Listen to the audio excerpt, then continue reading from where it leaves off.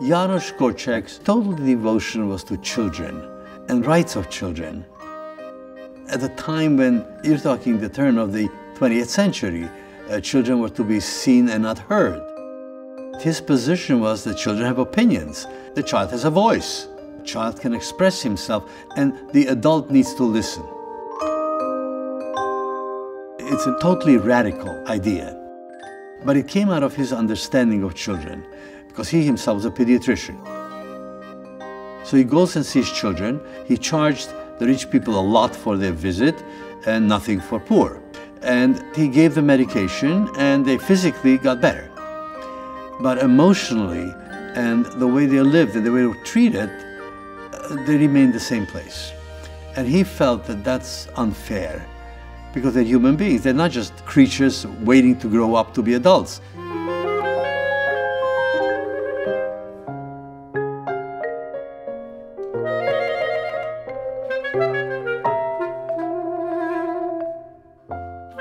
Janusz Korzcak was born in 1879 to a Jewish family in Warsaw.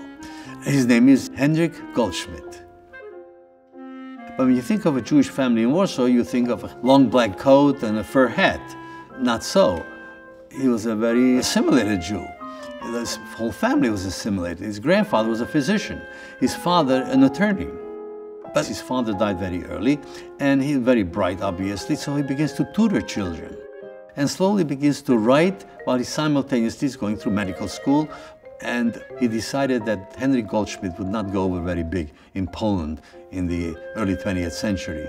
So he changed his name, and whenever he wrote, of course, it was always Janusz Korzcak. He writes both children's stories, and he writes also pedagogic material, how to bring up children, how to treat with children. He's very, very critical of the idea that parents do not give sufficient emotional relationship to children.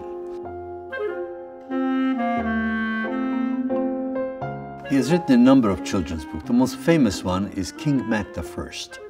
King Mat I is a child. He has everything. He has playgrounds, all kinds of very interesting foods, chocolate, but he's curious and wants to meet other children. And so he strikes up a relationship with a child, and together they go out. And he sees that there are no playgrounds. And so he says, wait a minute, I'm the king. I should be able to do something about it. Every child should have a playground. And so he proceeds to start putting up playgrounds. And slowly, step by step, he convinces the adults that children are people. And it's really Korzcak himself, how he sees the world. In some ways, he remains a child, because he believes in the good and create a good society, particularly for children. And out of this came the idea that he would like to take children that were abused, neglected, orphans, and put them into an environment where they can flourish. And of course, he accomplishes that with an orphanage in Warsaw for Jewish children, and immediately launches upon the fact that children have to be respected. So here you have children who are 3 and 5 and 12-year-olds are now being taken care of by adults. So how do you make sure that the children have rights? So what he's done is established a court system. The children voted to get judges, truly their peers, other children being 10 or 12 years old, who then look at each issue that the child has with respect to another child or with any of the caretakers, or even Janusz Korzcak himself. And they would determine what's fair. And that concept of fairness permeates his whole personality. He was also on the radio. Most of Poland listened to it. But they knew that Janusz Korzcak was really Henryk Goldschmidt and a Jew. And the problem became, how can a Jew possibly give advice to Polish parents? So they gave him a name, the Old Doctor. So the Old Doctor would be there on radio every single week, talking about how to bring up children. Poland was essentially a democracy. Jews were citizens. But in 1935, all this changed. The president of Poland died, and the persecution of the Jews began. So as 1935 goes to 36 and 37, more and more prejudice takes place, and in fact, Janusz Korzcak is no longer on the radio. Of course, 1939 comes along and Germany occupies Poland.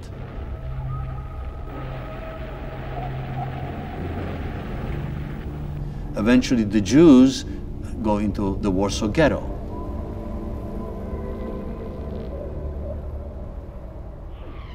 His children must go into the ghetto. He has an opportunity not to go. Why? Because he's been given awards for literature and so on. So he's well known, and he has many, many Christian friends that say, don't go. We'll hide you, we'll smuggle you out, we'll get you to America.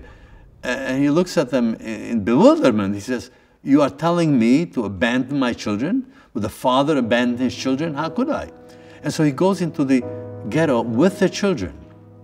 He continues the educational system. He continues to publish a newspaper. It has thousands of children who write in this newspaper. He reestablishes in the ghetto the court system. Basically, he has established the Children's Republic. 1942 comes along, and the deportation of the Jews from Warsaw begins to Treblinka. One day, they find out that the children will be next. And so one of his very good friends outside of the ghetto, a Christian man, manages to get into the ghetto. But he has papers for two of them, himself and one paper as a sewer and water inspector in the ghetto by the name of Janusz Korzcak, to bring him out. It's the night before the deportation of the children, and says to him, Dr. Korzcak, ready to go out of here. He berates him. He says, how could you possibly ask me to do that? I should abandon my children. My children are taken from the ghetto into a cattle car. It's going to be dark in there. They're going to be scared. Who's going to comfort them? I must go with them.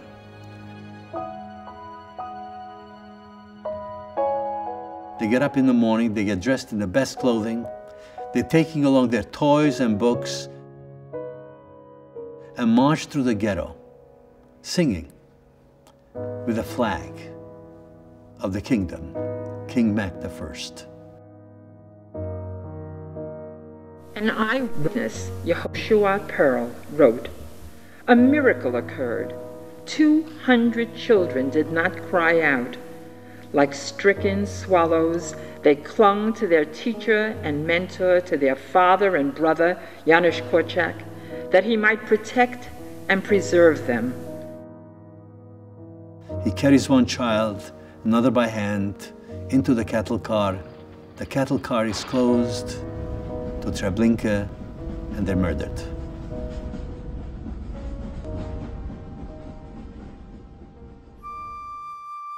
But what's interesting about Treblinka today, there's nothing there except 17,000 stones. Each stone is inscribed with a city, town, village, and country that the Jews came to Treblinka and were murdered. There's not a single name except for Janusz Korzcak, who gave his life so that children would not be frightened.